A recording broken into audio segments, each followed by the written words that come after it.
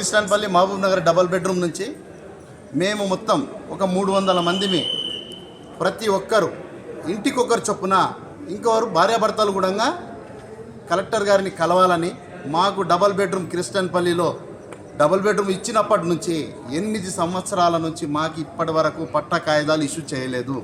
అదే సందర్భంలో గత నాయకులకు ఇచ్చినాము, గత అధికారులకు ఇచ్చినాము, ఎంఆర్ఓ గారికి ఇచ్చినాము, తర్వాత కలెక్టర్ గారికి కూడా ఇచ్చినాము. ఇప్పుడు కూడా ఇప్పుడున్న మేడం కూడా ఇప్పుడు కలెక్టర్ గారికి కూడా మేము మెమోరాండం ఇచ్చినాము మా సమస్యలు చెప్పుకోవడానికి.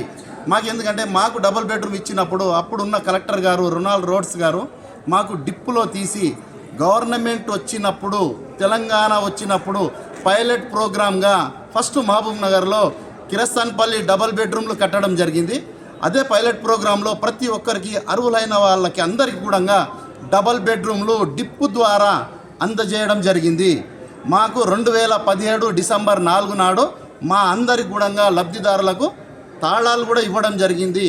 ఆ టైంలో మాకు నల్లాలు లేవు, నీళ్లు తాగడానికి లేని సమయంలో, కరెంటు లేని సమయంలో కూడా నిరుపేదలు అందరూ కూడా ఆ ఇండ్లలో నివసించి అందులో ప్రతి ఒక్కరిని అధికారులని నాయకులని అడిగి కరెంటు తెప్పించుకొని నాయకులను అడిగి నీళ్లు తెప్పించుకొని అక్కడనే నివసిస్తున్నాము. ఎన్నోసార్లు 100 సార్లు ఎంక్వైరీ చేసి కూడా గత ప్రభుత్వం ఇప్పుడు కూడా పట్టా కాయిదాలు ఇస్తానని చెప్పి కూడా మాకు ఇవ్వలేకపోయింది.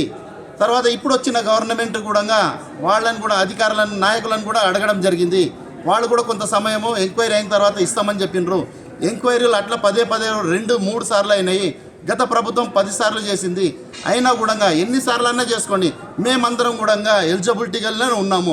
ఉన్న వాళ్ళకి ఎందుకు ఇవ్వట్లేదు పట్టా కాయిదాలు?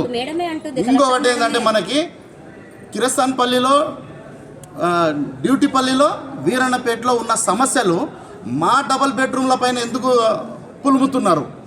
దీనిపై కొంచెం నాయకులు కానీ అధికారులు కానీ మేడం వారికి కూడా కొంచెం మా అందరి తరపు నుంచి ప్రతి ఒక్క పేదవాళ్ళ తరపు నుంచి కూడా మా ఒక రిక్వెస్ట్ ఏంటంటే మాకు అతి తొందరలోనే మాకు మళ్ళొకసారి ఎంక్వైరీ చేస్తారా, చేసుకోండి. మాకు ఎలిజిబిలిటీ ఉన్న వాళ్ళకందరూ కూడా మేడం కూడా ఖచ్చితంగా పట్టా కాయిదాలు ఇస్తానని చెప్పి మాట ఇచ్చిండ్రు. అదే మాటని మేమందరం కూడా ఏకీభవిస్తున్నాము.